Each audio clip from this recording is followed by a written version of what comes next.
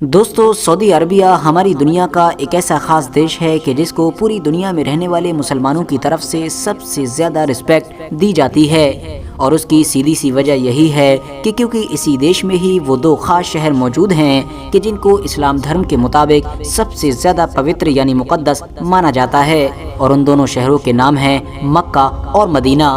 RH net work کے knowledgeable friends, آپ میں سے جن لوگوں نے بھی کبھی مدینہ کو وزٹ کیا ہے یا پھر مدینہ کے بارے میں کافی کچھ انٹرنیٹ پر پڑھ رکھا ہے، تو آپ لوگوں نے کنگڈم پیلس کے بارے میں ضرور سنا ہوگا۔ دراصل دوستو، مدینہ کی آؤٹ سائڈ میں بنا ہوا یہ ایک ایسا محل ہے کہ جس کو ایک اونچی پہاڑی کے اوپر بنایا گیا ہے۔ ویسے تو ایتہاسک طور پر یہ محل کچھ خاص پرانا نہیں ہے، بلکہ ابھی کچھ سال پہلے ہی اسی آل سعود حکومت کی طرف سے بنوایا گیا تھا کہ جو حکومت ابھی بھی سعودی عربیہ پر راج کر رہی ہے۔ آفیشیلی اگر بات کریں تو حکومت کی طرف سے اس محل کو کنگڈم پیلس کا نام دیا گیا ہے، مگر حیرانی کی بات یہ ہے کہ عام پبلک کبھی بھی اس محل کو کنگڈم پیلس کے نام سے پکارتی ہی نہیں ہے، بلکہ بات ہو چاہے سعودی عربیہ میں رہنے والے لوکل لوگوں کی یا پھر دوسرے دیشوں میں بھی رہنے والے مسلمانوں کی، وہ سب کے سب اس کو دجال پیلس کے نام سے پکارتے ہیں۔ اب سوال یہی ہے کہ جب اس محل کا نام کنگڈم پیلس ہے تو بھائی اس کو دجال پیلس یعنی دجال کے محل کے نام سے کیوں پکارتے ہیں؟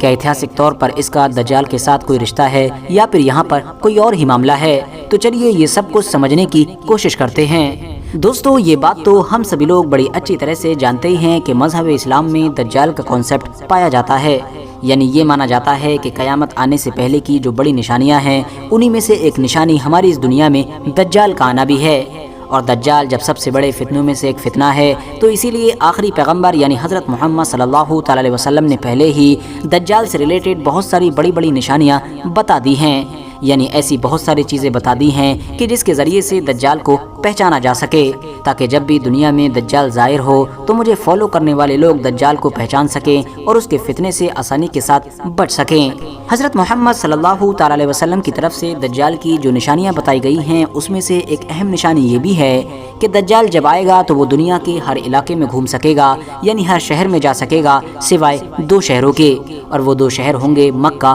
اور مدینہ، کیونکہ وہ جب بھی ان دو پاک اور مقدس شہروں میں گھسنے کی کوشش کرے گا تو وہ گھس نہ سکے گا، اور اس کی وجہ یہ ہوگی کہ کیونکہ اس دور میں مدینہ شہر میں انٹر ہونے کے لیے 7 دروازے یعنی 7 راستے ہوں گے، اور 7 دروازوں پر اللہ کی طرف سے غیبی طور پر 2 فرشتے حفاظت کرنے کے لیے لگا دیے جائیں گے۔ نتیجے میں دجال کو ان دونوں ہی شہروں سے ناکام ہو کر واپس لوٹنا پڑے گا۔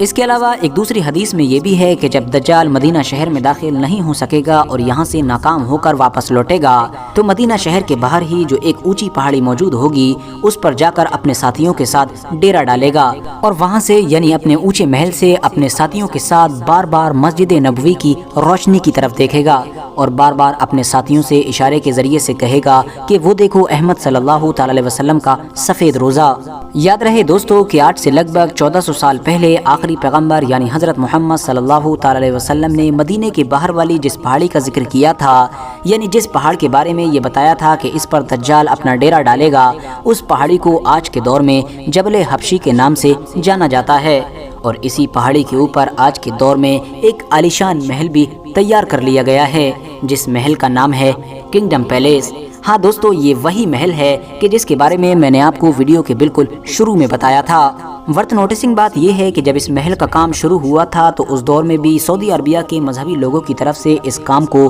کرٹیسائز کیا گیا تھا، یعنی اس کو رکوانے کے لیے بھی بہت سارے قدم اٹھائے گئے تھے، مگر ظاہر ہے حکومت کے سامنے کس کی چلنے والی تھی، اور آج کے دور میں تو بلکہ یہ کہیے کہ آج سے ایک لمبے وقت پہلے ہی یہ محل پوری طرح سے بن کر تیار ہو چکا ہے۔ سوچنے والی بات یہ بھی ہے کہ جب سے یہ کنگڈم پیلس بنا ہے تب سے لے کر آج تک لگاتار یہ لگ بھگ ویران ہی پڑا ہوا ہے، کیونکہ نہ تو شاہی خاندان کی کوئی فیملی اس میں رہتی ہے اور نہ ہی عام لوگوں کو اس کے اندر داخل ہونے کی اجازت ہے۔ اس محل کا صرف ایک ہی راستہ ہے جو پہاڑیوں کی دشواری سے بھرا پڑا ہے۔